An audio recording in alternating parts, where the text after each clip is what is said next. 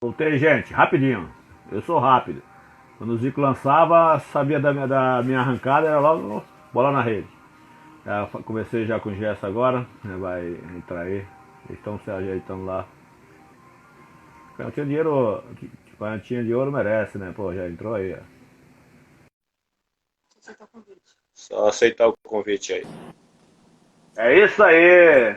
Que prazer recebê-lo na minha live. Gerson Valeu. Canhotinho de Ouro. Parabéns aí por tudo que você fez pelo futebol brasileiro e está fazendo ainda como comentarista, esse grande comentarista do futebol brasileiro. Prazer te receber, meu amigo. Valeu, prazer é meu estar aqui com você. Estou muito feliz mesmo de estar te entrevistando, a gente conversar um pouco sobre o futebol brasileiro. Muita gente querendo saber aonde você começou, com quantos anos. Fica à vontade aí. Bom, eu comecei no Canto do Rio, futebol Certo. de salão, futebol de salão, aqui em Niterói. E depois fui para o futebol de campo, também do Canto do Rio. E aí, num jogo, que naquela época o Canto do Rio era convidado a jogar o campeonato carioca, que era da Guanabara, né? Que aqui era a capital do estado. E aí tinha preliminar de juvenil. E nós fomos jogar contra o Flamengo, preliminar do time principal. E quando terminou o jogo, o Bria me chamou para se eu queria ir, né, treinar lá no Flamengo. Claro, fui lá. E aí começou a minha carreira juvenil. Sou campeão, sou do tricampeonato, do ano de tricampeonato 58, né, de juvenil. E aí, 59, já entrei no profissional. E aí fui para o Pan-Americano, seleção brasileira, fui para a Olimpíada de Roma, também seleção brasileira de amadores, mas aí já jogava no primeiro time do Flamengo. Quando eu voltei, já iniciei a minha caminhada toda, já no profissional do Flamengo. 61, 61, eu já entrei na seleção brasileira de profissionais, né, principal. 62, fui convocado, mas arrebentei minha perna, tive que operar o menisco. E aí, daí para frente, Flamengo, depois Botafogo, São Paulo, Fluminense, e encerrei a carreira depois de 20 anos. É isso aí. Quando você vestiu a camisa do Flamengo pela primeira vez e entrou no Maracanã e viu aquela nação rubro-negro, qual foi a sua emoção? Bom, isso já desde juvenil, né? Porque quando a gente fazia preliminar, né? Flamengo, o juvenil fazia preliminar do profissional no Maracanã, seja domingo de tarde ou quarta, 9 horas da noite, que era sempre às 9 horas, não era 9h30, 9h40, nada disso, você lembra disso? É às 9 horas, já estava a massa toda lá, né? É Acompanhando a verdade. base.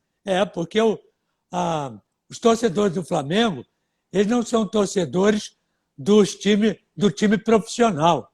Eles são torcedores do Flamengo. E aonde está o Flamengo, o cara está. A massa está. E naquela época a mesma coisa. Só que naquela época tinha a charanga do Flamengo, tá certo? Que acompanhava a base, acompanhava o time de juvenil também, que praticamente todo ano o Fleitas Solis renovava. Ele tirava 5 profissionais e botava 5 juvenis para excursionar com o Flamengo para a Europa, pelas Américas. Então, a gente era badalado e conhecido desde a base, pela É, massa. é verdade. Eu também tive o prazer de jogar na preliminar do Flamengo. Eu acho isso super importante porque a garotada vai pegando experiência, vai Exato. conhecendo a nação rubro-negra, enfim, a base do Botafogo, do Fluminense, do Flamengo, do Vasco, do São Paulo. Eu acho isso super importante, essa garotada jogar para poder conhecer os torcedores, né? Os torcedores conhecer os jogadores, as promessas do clube, né? E eu fiz muito isso também. E eu acho isso válido. Seria importante voltar novamente a essa garotada jogada preliminar desses grandes clubes, principalmente agora que a mídia está mais em cima de que antigamente. É super importante voltar. Eu acho muito importante. A preliminar deveria ser dos jogadores de base, juvenil, né? Porque tem seleção, não tem seleção de base? Seleção Tem. sub-13, sub-15, sub-17, sub-20, botar para jogar. Quando tiver em época de seleção, botar para jogar. Preliminar. E quando não, os times colocarem a base, né? Juvenil, juniores, seja lá o que for, para jogar a preliminar. Então, e deveria também, né, colocar isso no Campeonato Brasileiro. Mesma coisa. Mesma coisa. E naquela época, né, Gerson, tinha um aspirante também, né? Que Ainda tinha o aspirante. o aspirante, aquele jogador que não entrasse no jogo principal, jogava pelo aspirante para poder dar continuidade, para ele não perder o ritmo. Então, eu acho isso também muito importante. Depois da sua passagem pelo Flamengo, aí você foi para o Botafogo em que ano? Em 63. Saí do 63. Flamengo, 63. Ainda joguei no Flamengo, 63. O Flamengo foi campeão, fui campeão aí. E E aí, lá, final fui pro o fui pro Botafogo. Botafogo. Lá foi onde você jogou com Nilton Santos, com Com Garrincha. Jairzinho, Isso. Garrincha, né? Como é Quando que eu era, cheguei. como é que era o Garrincha? Como é que era o Garrincha? O Garrincha era um cara desconcertante, né? Porque É, aquilo tudo que ele fazia no jogo, ele fazia na nossa pelada. Solteiro contra casado, ele fazia aquela mesma coisa lá. Né? Agora, quando eu cheguei no Botafogo, tava o Garrincha, tava o Didi ainda, tava o Zagallo, Nilton Santos, essa quarentinha. Eu fui contratado pelo Botafogo com o dinheiro que o Botafogo recebeu do passe do Amarildo. Amarildo foi para a Itália e o Botafogo me contratou do Flamengo. E, ó, eu quando era criança, né? Eu tinha 11, 12 anos, na Bahia, né? Que eu sou de Feira de Santana. Eu ia pro cinema, né? Ia pro cinema ver aquele intervalo, né? Que tinha o canal 100, né? Tan, É, tan, tan, tan, tan. Eu ia ali ver você, ver o Garrincha ali no canal 100. E eu pequenininho eu já falava, já, lá na Bahia. Um dia eu vou vestir a camisa do Flamengo, eu sou flamenguista, todo mundo sabe, né? Um dia eu vou vestir a camisa do Flamengo, um dia eu vou jogar no Maracanã. E eu tive a honra e a felicidade de conhecer o Garrincha na minha terra, em Feira de Santana. O Flamengo, foi quando o Garrincha foi jogar no Flamengo, já era final de carreira, né? E isso. eu vendia laranja na porta do estádio, né? Eu ajudava minha mãe, eu descascava laranja e cortava bolo de aipim e vendia ali para os torcedores que chegavam, né? E eu já ficava com a chuteira, do meu sapato, meu pai fez a minha primeira chuteira. Eu ficava ali esperando aqueles 15 minutos, aquele intervalo dos 15 minutos que acabava o primeiro tempo, para a gente entrar em campo, aquela garotada, para a gente fazer aquele futebol, né, dentro de leite. Aí foi É. quando eu entrei dentro de campo, joguei, e eu era ponta direita, né? Eu era ponta direita, né? Lá no Fluminense de Feira, dentro de leite. Foi onde eu vi o Garrincha pela primeira vez. Eu tirei uma foto, que até tá. Eu tenho essa foto, está aí nas redes sociais, né? Eu e Garrincha pequenininho. Você não imagina a satisfação, a alegria. Porque eu vi em 70, Gerson, eu vi a Copa do Mundo, tinha a televisão preto e branco que estava aparecendo a colorida, né? Na minha casa Isso. não tinha televisão. Eu ficava na casa do vizinho, na janela, olhando a Copa do Mundo em 1970. Eu vendo vocês lá, né? Aquela seleção maravilhosa, vendo aquele lançamento seu no peito do Jairzinho.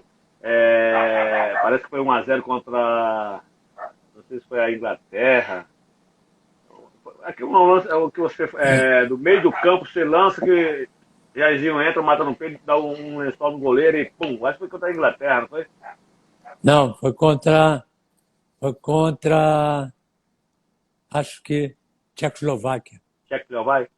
É. Foi A 1-0 Inglaterra para foi não, 1-0? contra a Inglaterra que foi 1-0, eu não joguei esse jogo. Foi o gol do Jairzinho que o Pelé tocou pro Jairzinho. Ah, exato. Eu sou fã do Tostão pela movimentação, pela presença de área, né? Os espaços que ele abria para os companheiros, né? Me conta um pouco daquela seleção maravilhosa que nos deu o tricampeão, né? Tricampeonato mundial. Como é que era aquele grupo? Vocês foram já conscientes e bem preparados mesmo já para ganhar essa Copa? Me conta um pouco aí. Porque essa seleção de 70, ela foi praticamente montada em 68. Nós fizemos uma excursão à Europa e às Américas. A base estava ali. E aí, 69, veio as eliminatórias, foi o Saldanha, o treinador. O Saldanha tinha uma ideia que ele não gostava de ponta atrás, ele gostava de ponta na frente. Ele botou de um lado o Jairzinho, do outro lado o Edu, e botou o Tostão e o Pelé. Só que o Tostão estava com um problema na vista, né? E que ele tinha se machucado antes. E ele tinha medo que o Tostão não alcançasse a Copa do Mundo.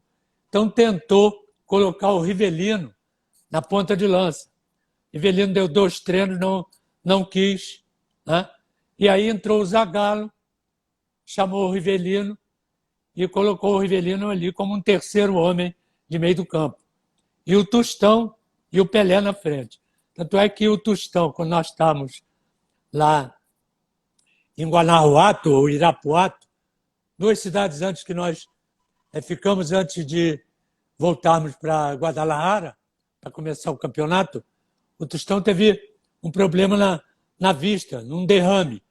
E aí teve que ir a Houston, Estados Unidos, depois voltou. Né? Voltou e voltou bem, né? Tanto é que disputou a Copa do Mundo.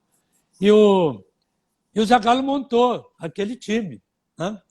Convocou, por exemplo, o Dario, não foi convocado nas eliminatórias, era o Tunin Guerreiro, e o Zagallo optou pelo Dario, excelente jogador também, goleador, e montou essa seleção. Essa seleção praticamente, né, jogava junto já desde 68, dessa excursão, e não foi difícil de montar um time, porque praticamente nós tínhamos 2 seleções. E se você pegar o banco dessa seleção, os que ficavam esperando, uma grande seleção também, éramos 22, né? Ou 23, porque nós fomos com 3 goleiros, porque o Rogério se machucou, mas ficou na delegação, que também fez um trabalho muito bom com o Parreira, Parreira, além de ser preparador físico, né, da seleção, ele foi com o Rogério, fotografava, né, as seleções que nós íamos jogar, da nossa chave. Tá? A gente sabia de antemão o que eles iam fazer, no ataque e na defesa, como eles marcavam e como eles atacavam. Então a gente já entrava praticamente com tudo montado em relação ao nosso adversário. E não foi pela nossa seleção também, tecnicamente falando, e o conjunto que a gente tinha, foi relativamente fácil ganhar a Copa do Mundo. E pelos jogadores que nós tínhamos, né?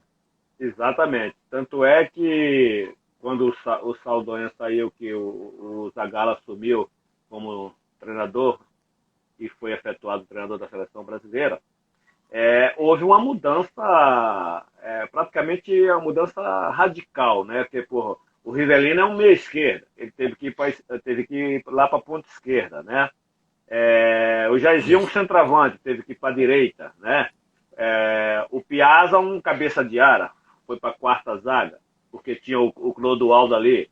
Então foi ajustando o grupo e colocando cada um numa função que, graças a Deus, deu tudo certo pelo talento de cada jogador, né? Pela personalidade de cada jogador. Porque dentro de campo você tem que ter personalidade, um conjunto afinado, né? Os companheiros um tem que conhecer o outro, né? E você vê que o Marco Antônio é um excelente lateral esquerdo, como o Isso. Everaldo também, mas ficou era o Everaldo porque era mais um lateral esquerdo de marcação, né? O Marco Antônio ele ia muito, né? Então, quer dizer, Isso. e o Everaldo mais de marcação. Então, o esquema tático da seleção brasileira de 70, meu amigo, é de fazer inveja. Porque ter um Clodoaldo, um Rivelino, um Gesso, né? Pelé, né? O Tostão, o Jairzinho. Pô, eu queria ser o treinador dessa seleção, com esses craques maravilhosos. Pô, foi o que vocês fizeram, foi só jogar com simplicidade, com personalidade, com conjunto, com disciplina tática, que é fundamental. E vocês fizeram o que vocês fizeram, né? Trouxe a Copa do Mundo para o Brasil, né? Uma coisa maravilhosa.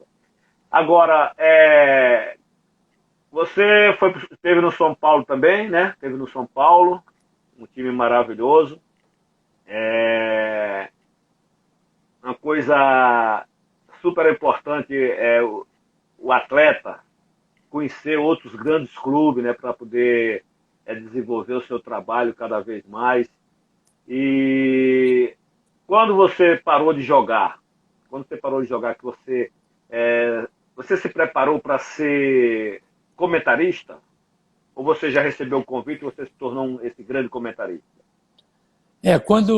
Antes de eu parar de jogar, né, ainda quando jogava no Botafogo um pouco e no São Paulo, quase sempre, quando não tinha jogo em São Paulo, do São Paulo, e ia um time carioca jogar em São Paulo, o do Alcei, que era da Rádio Tupi, o do Alcei e o Marcondes, que era o chefe da equipe, eles ligavam para mim e eu ia na cabine.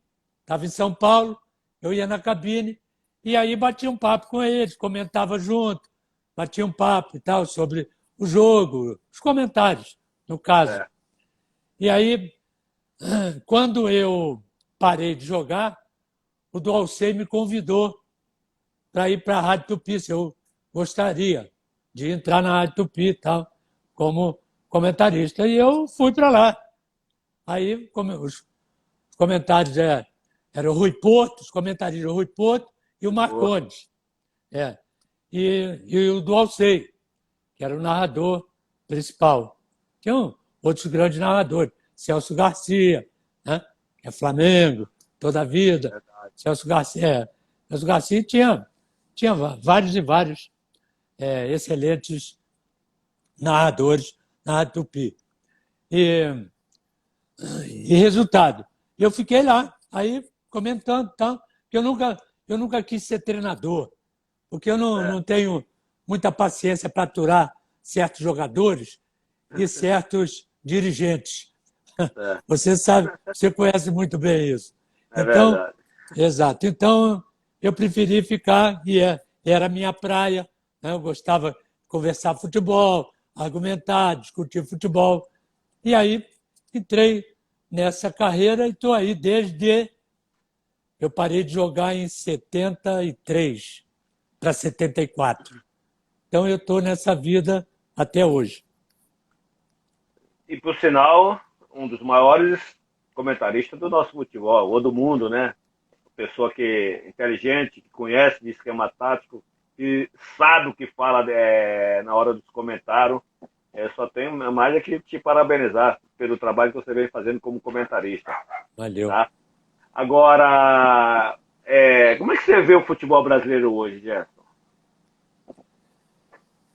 Tecnicamente falando, né? Que a gente discute É, sempre tecnicamente.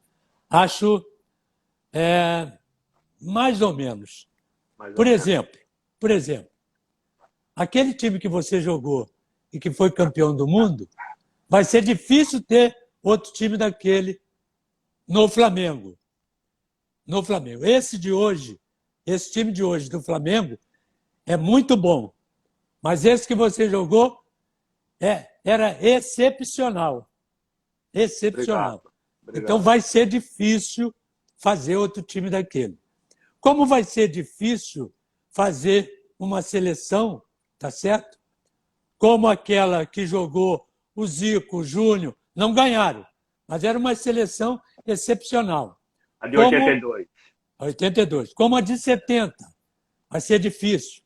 Então, Verdade. tudo bem, são tempos diferentes, são épocas diferentes, mas nós estamos discutindo o jogador tecnicamente, não estamos discutindo fisicamente. Né? Então, É, vai ser muito difícil. Então, eu acho que o futebol de hoje mudou muito. O futebol de hoje é mais físico, é mais correria, é mais disputa. Aquela inteligência para você tocar a bola, jogar, correr o necessário, né, para é. arrumar tudo. Você vê, a Europa hoje está jogando como nós jogávamos antigamente. Antigamente. E, Verdade, verdade. exatamente, a Europa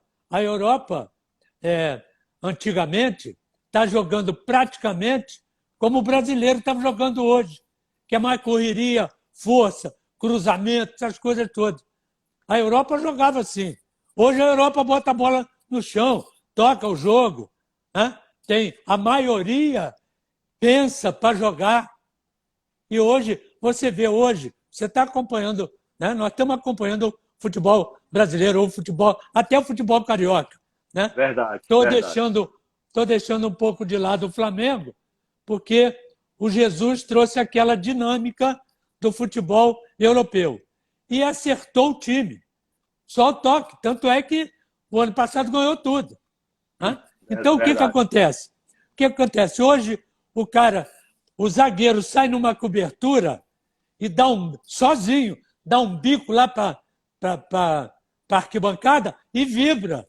Os caras estão vibrando quando o cara dá um bico e não aplaude quando o cara domina e sai jogando. Isso é que está faltando ao futebol brasileiro, no meu modo de ver, né? Exatamente por falta de jogadores técnicos. Claro, tem vários e vários bons jogadores hoje no futebol brasileiro, principalmente no futebol carioca, bom técnico, tecnicamente, mas não são todos, É como verdade. em épocas passadas. É verdade. Inclusive, eu sou testemunha, e na nossa época, né? Na época de 70, 80, 90, até o começo de 2000, até 2002, que nós ganhamos, fomos campeões mundiais.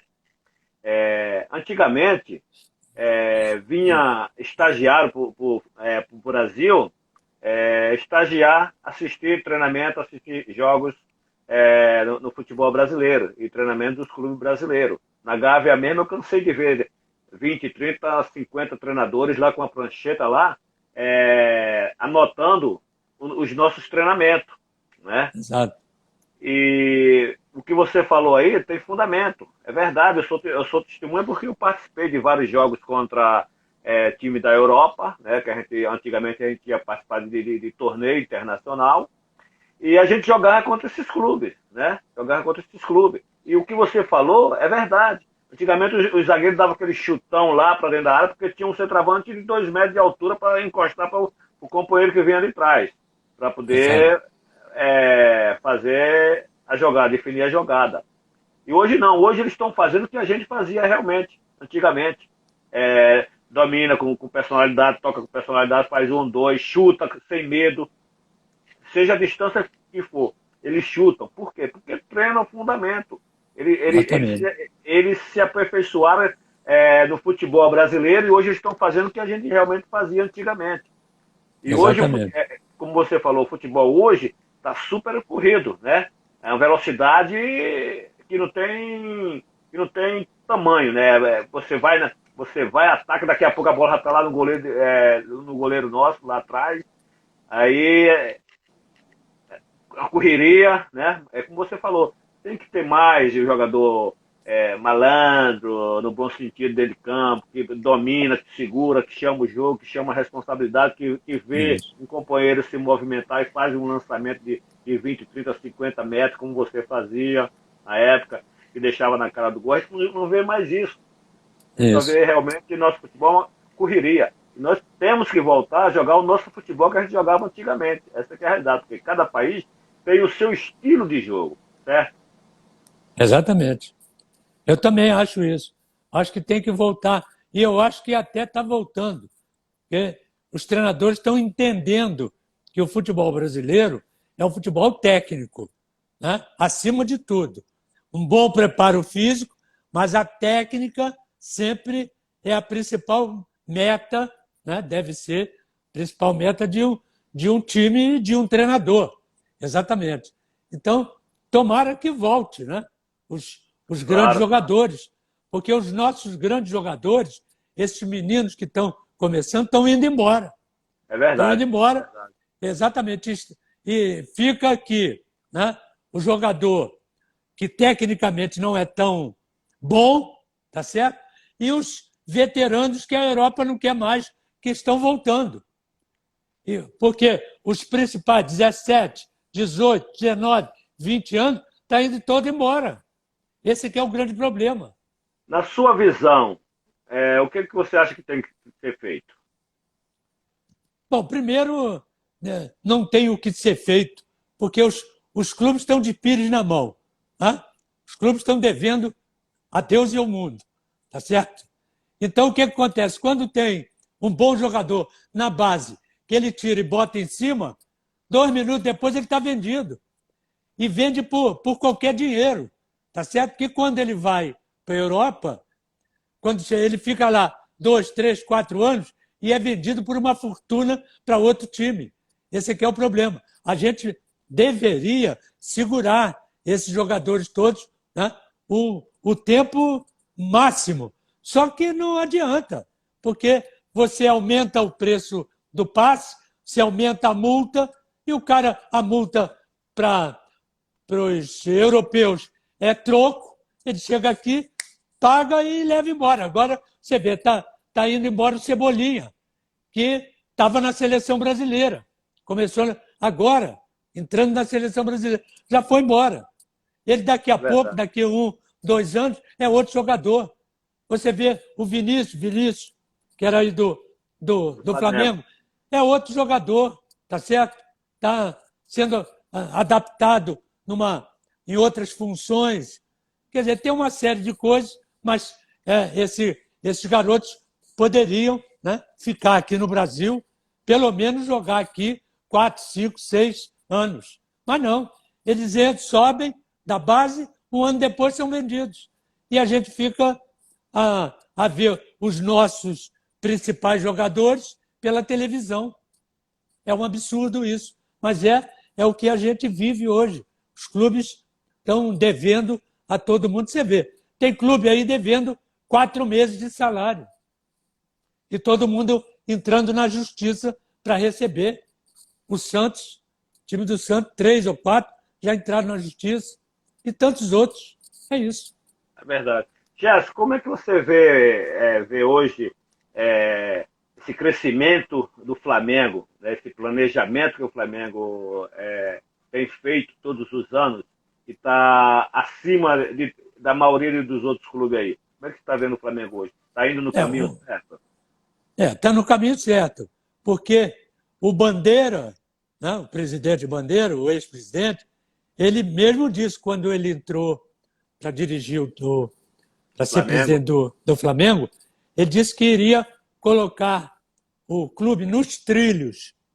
Então, o time ia ser um pouco, ia esperar um pouco para ele botar o clube nos trilhos.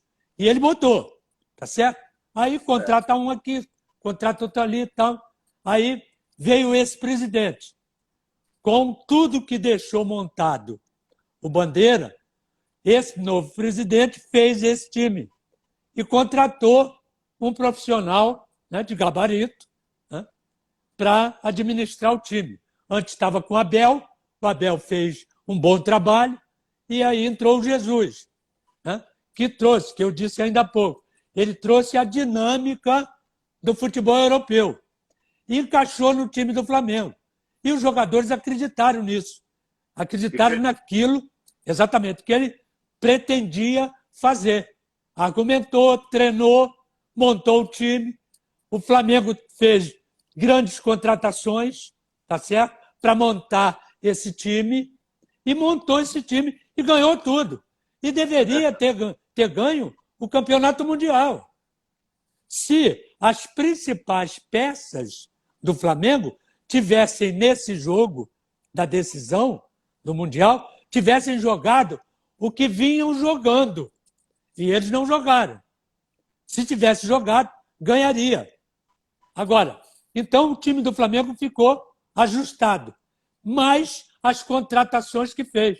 Porque se você hoje olhar para o banco do Flamengo, é um banco forte.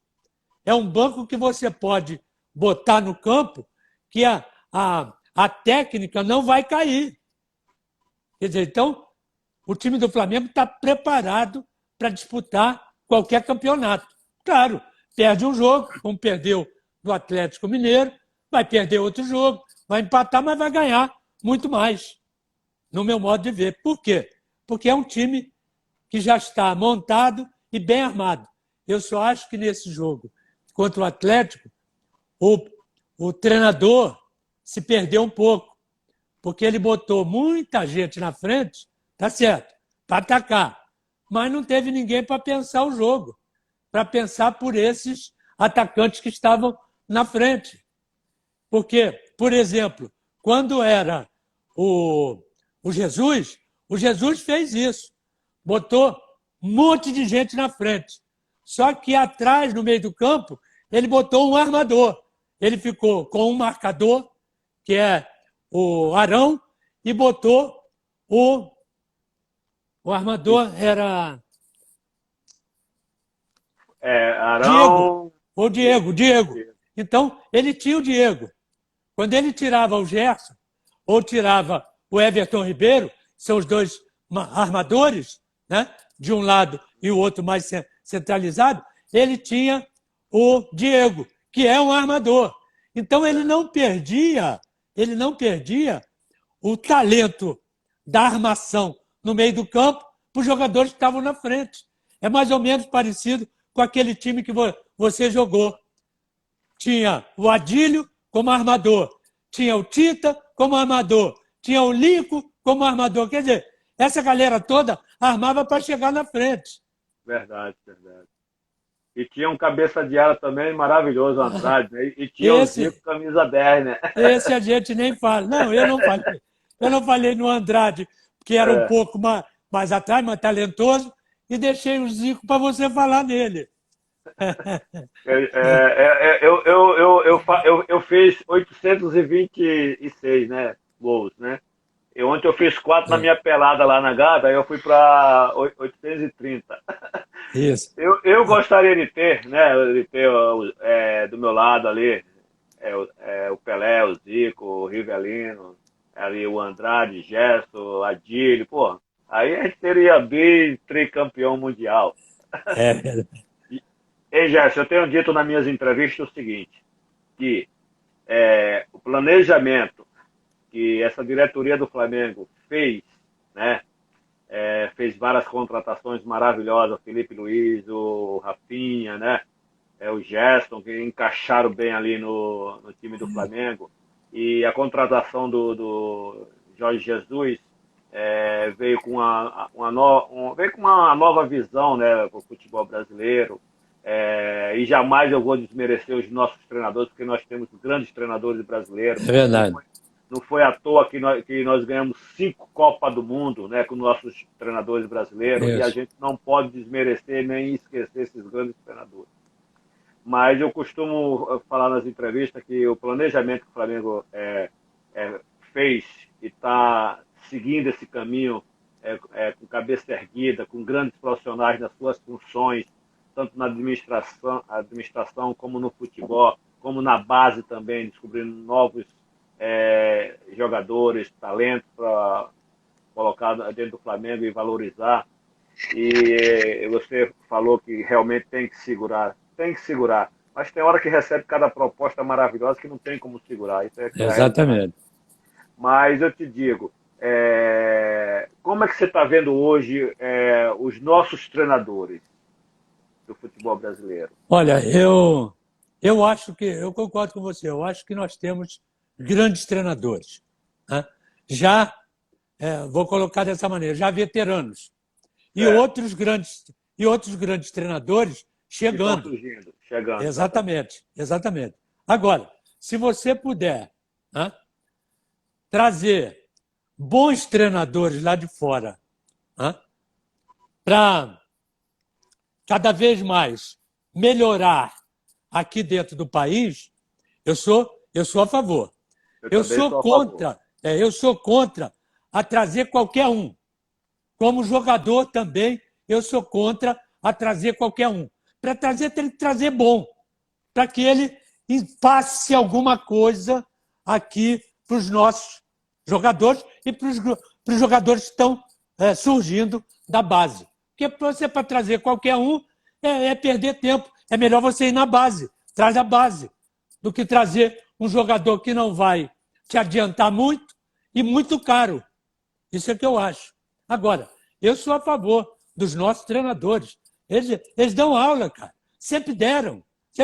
E são falados, né? Fora do país, todos eles. E a maioria dos nossos treinadores já trabalharam no futebol fora do país. Ué, verdade, Europa, aqui as Américas, lá no mundo árabe. Eles já trabalharam nesses lugares todos, os nossos principais treinadores. É verdade, é verdade. Eu fico feliz de estar ouvindo você comentar, ter a mesma visão que eu tenho de valorizar os nossos treinadores.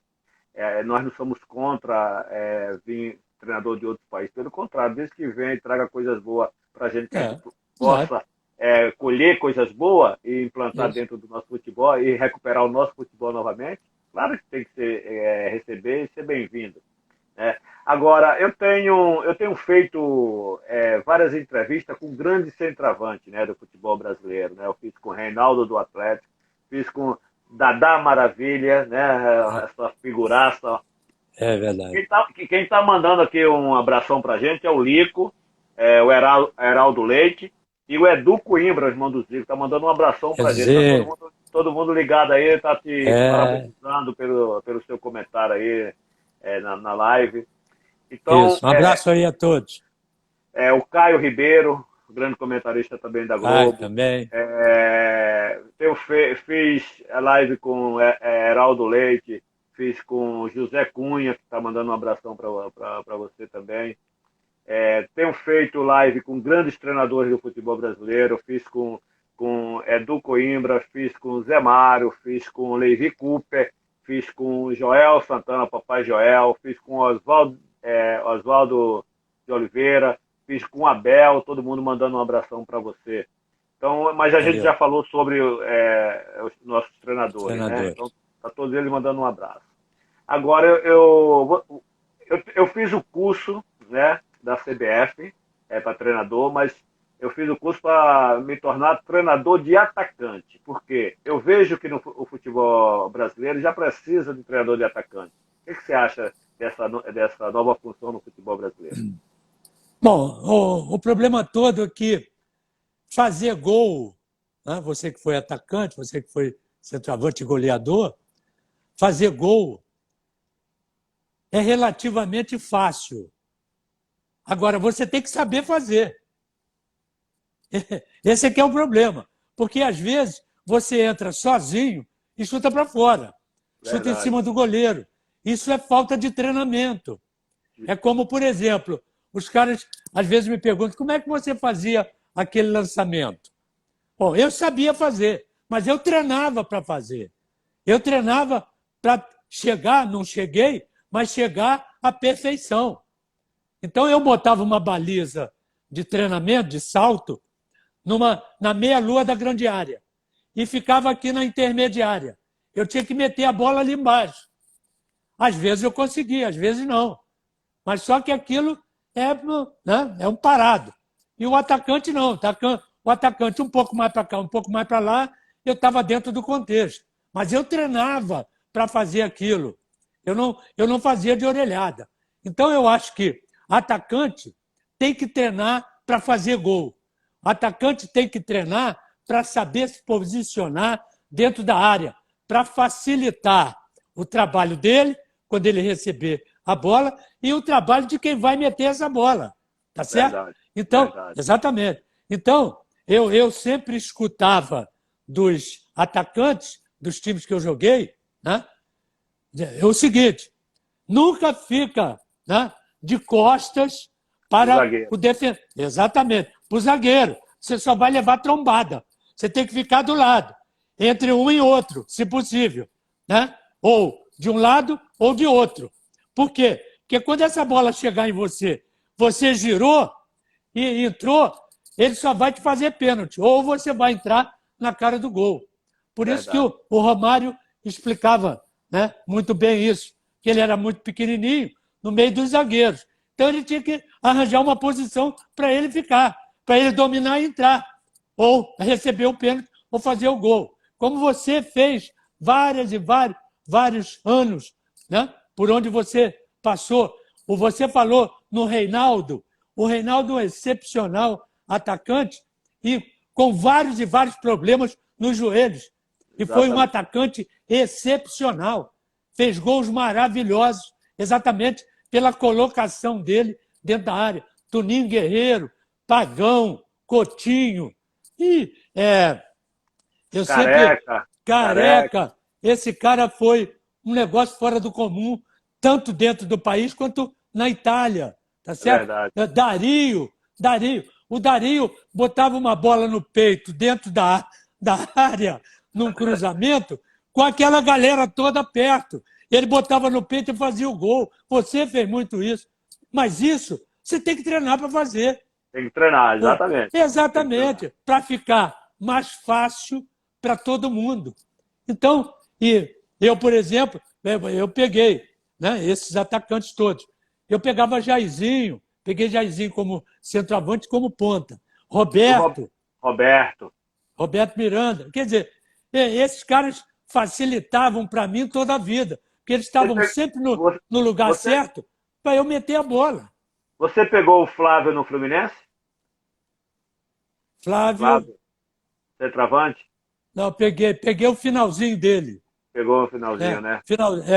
E eu também, final. Que era outro, belíssimo atacante.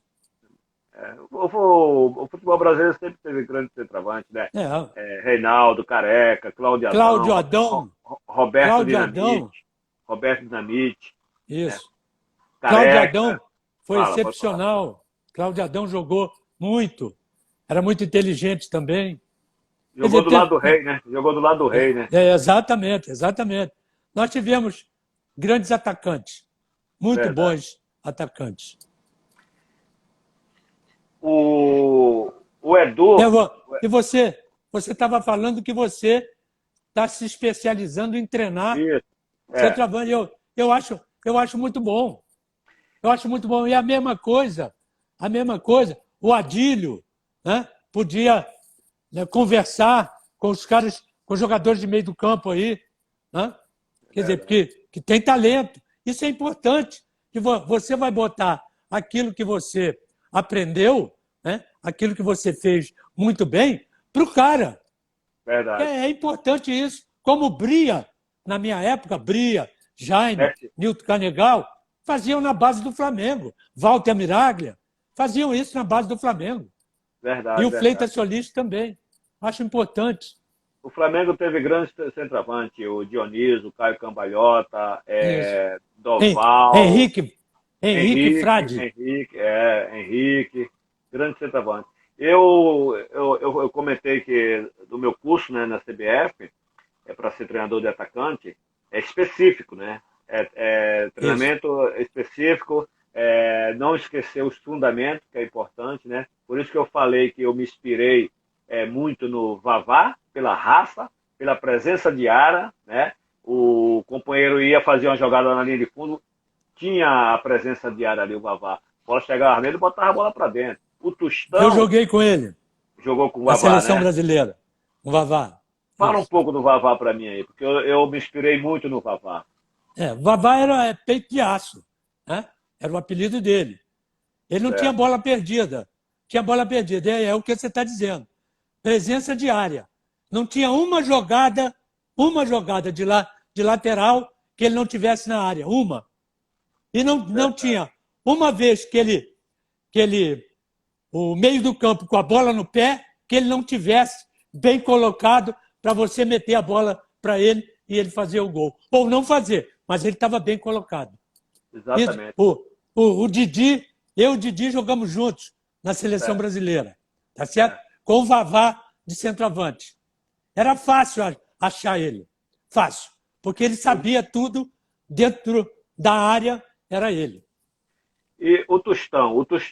A minha admiração pelo Tostão pela movimentação, pela leitura, né? Pela leitura do esquema tático do time do Brasil. Então ele ali, ele rodava ali na frente do zagueiro, não permitia que a defesa marcasse. É como você falou, ele não ficava nunca de costa, né, para a defesa, sempre de lado, e ele fazia aquela movimentação, aquela leitura de movimentação, de abrir espaço, de fazer cruzamento, do companheiro fazer o gol, entendeu? Então, quer dizer, eu me inspirei muito nele, pela movimentação. E como você falou, o atacante, ele não pode deixar de treinar fundamento. O treinamento específico, fundamento, saber chutar com a perna direita, saber chutar com a perna esquerda, saber se movimentar, abrir o espaço, levar o zagueiro para a lateral, para o companheiro que vem de trás fazer a jogada. O Zico, quando pegava na bola, eu já me movimentava, tirava um zagueiro para deixar ele de frente, mano a mano com um só. Imagina ele mano a mano com um só. Era gol certo, entendeu? Exatamente. Então eu tenho batido muito na tese de treinamento de atacante, de fundamento, ter a consciência, ser o homem de referência, presença diária, para dar opção para o companheiro. Tudo isso é importante. Por isso que eu fiz esse curso, eu estou conversando com comentaristas, estou conversando com treinadores, estou conversando com os atacantes, para ver a opinião de vocês. Eu fico feliz de ter esse teu apoio, essa força, né, para poder a gente colocar dentro do nosso futebol brasileiro essa nova função para o futebol brasileiro. Entendeu?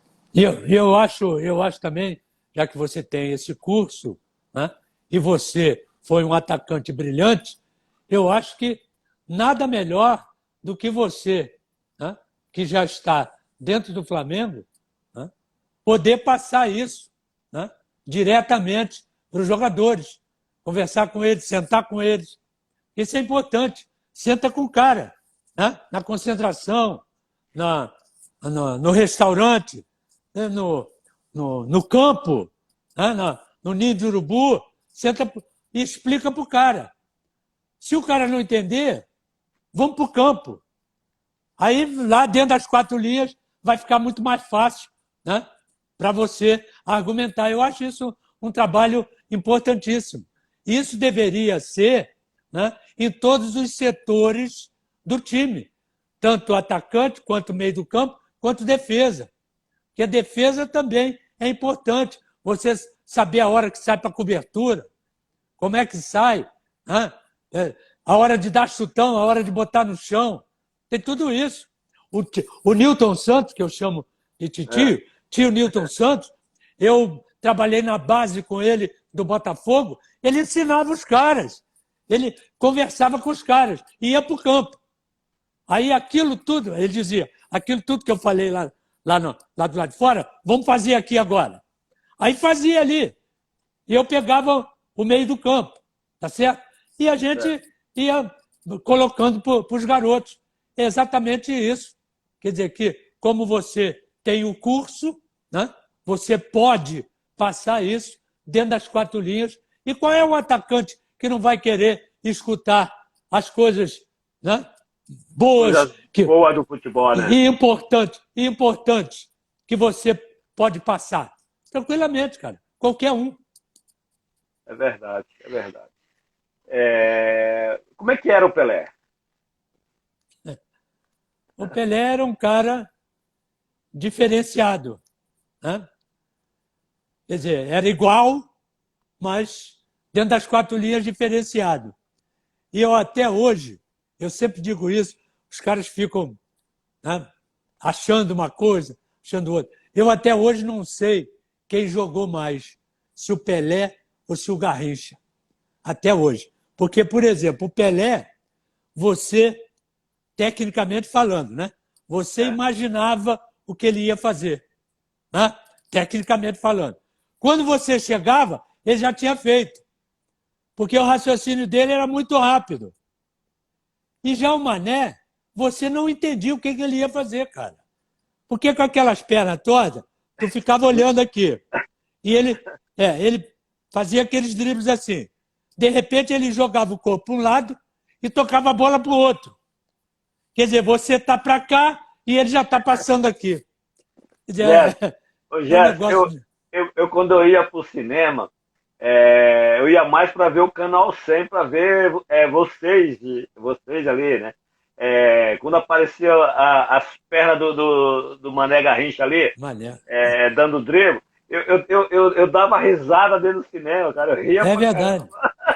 Eu te juro por Deus, eu ia para rir para ver o Mané esculachar os lateral esquerdo, entendeu? Agora você vê uma coisa. Você bota numa seleção só Garrincha, Pelé, Amarildo, Zagallo, Didi, Zito, Nilton Santos, Djalma Santos, Bellini, Mauro. Eu reputo tecnicamente a melhor seleção foi a de 58. E a de 70, tecnicamente falando. E a de 70 pelo conjunto, que ela foi montada, né, 2 anos antes. Exatamente. Agora, essa seleção de 58 era brilhante, cara. Só tinha gente que sabia jogar. Pelé. Como é que você junta isso tudo? Como é que vai marcar esses caras todos? Não pode, não tem a mínima condições de fazer comparações, né? Não tem, cara. Não tem. É aquele negócio, né? Muita gente quer fazer comparação, né, do nosso time com o atual time do Flamengo. Não tem comparação. Não tem. Não tem comparação. O nosso time era maravilhoso. Como esse time também é maravilhoso. São épocas diferentes, né? Passou a nossa época, nós conquistamos tudo. Estamos na história do futebol brasileiro, estamos na história do Flamengo. Foi o time que foi lá e conseguiu o Mundial. Esse time do Flamengo agora, o atual time do Flamengo, é um time que está caminhando no mesmo caminho nosso. Agora, claro que precisa, né, de focar muito, de muita personalidade, confiar mesmo, nós vamos lá, não desmerecer dos outros clubes, né, sempre procurar respeitar para ser respeitado e saber aproveitar as oportunidades. O plantel do Flamengo é maravilhoso e pode fazer em 2020 o que fez em 2019. Tem total condições, só depende dele. O planejamento está correto, o planejamento é realmente buscar o Mundial novamente, e eu espero que esse grupo, né, consiga o que nós conseguimos, né, que a gente vai ficar muito feliz, e é bom para o futebol brasileiro. Né? Claro, agora o difícil desse time do Flamengo é ficar inteiro. Porque tem isso também, né? Tem que tomar muito cuidado, né? Exatamente, porque vai chegar gente lá de fora, principalmente lá de Portugal, que vai começar a querer quebrar. Que aí você tira, por exemplo, desse time 2 ou 3, já quebra muito. Esse aqui é o problema. E outra coisa, para esses caras lá de fora, os europeus, que têm muito dinheiro, chegar aqui e pagar a multa de 2 ou 3 jogadores, para eles não é nada. É igual a esse príncipe que é dono do Paris Saint-Germain. Agora tem um americano que comprou a Roma. Tá certo? Um americano, dois americanos, dois empresários compraram a Roma. O cara vai chegar aqui, quanto é? X está aqui e vai embora. E leva. Porque é pela multa contratual. Agora, aí só pega se o jogador não quiser ir. Se ele quiser ir, tá certo? O cara chega aqui e leva. Aí começa a complicar. Isso não é só para o Flamengo, não. Para qualquer time. Começa a complicar, porque você tira 2, 3 principais jogadores, quebra muito o ritmo. Gerson, falta só 5 minutinhos. Você sabe que a live chega como dá 9 horas em ponto, ele derruba a gente. Mas dentro de campo ele não derruba a gente, não. Aqui ele pode derrubar, mas dentro de campo não. É verdade. Eu quero te agradecer muito, mas muito mesmo por essa live, né? Te ver com saúde, bem. Tenho o maior carinho por você. Você é uma pessoa que faz parte, né, da história do futebol brasileiro, do futebol mundial. Você não foi à toa que você conquistou tudo, né? Tudo que você quis, tanto no futebol como na sua vida pessoal, né? Da sua vida particular também. Então é um orgulho muito grande fazer essa live com você. Quero deixar você bem à vontade para você falar com os torcedores brasileiros, deixar o seu boa noite aí para todo mundo aí. Tá? E tá bem. Desde já te agradecer por esse carinho. Tá bem, muito obrigado. Eu que tenho que te agradecer. O prazer foi meu em participar com você. Quero deixar o meu canal Canhotinha 70 para quem quiser participar comigo. Vai ser um prazer. E te dar os parabéns também, né, pelo canal. Está brilhante. Você tem que fazer exatamente isso. É colocar aquilo tudo que você passou, tudo que você aprendeu, botar para a galera toda, porque a galera do lado de cá, às vezes, não sabe aquilo tudo que a gente passa, que a gente sofre, né, para fazer o nome da gente no meio futebolístico. Então, eu quero te agradecer também e parabéns. E estou torcendo por você e estou torcendo que os atacantes, né, possam, né, compreender aquilo tudo que você tem para passar. Que você foi um extraordinário atacante, goleador, né, de primeiríssima qualidade. Um abraço para você. Muito obrigado. Obrigado, meu amigo. Que Deus te abençoe.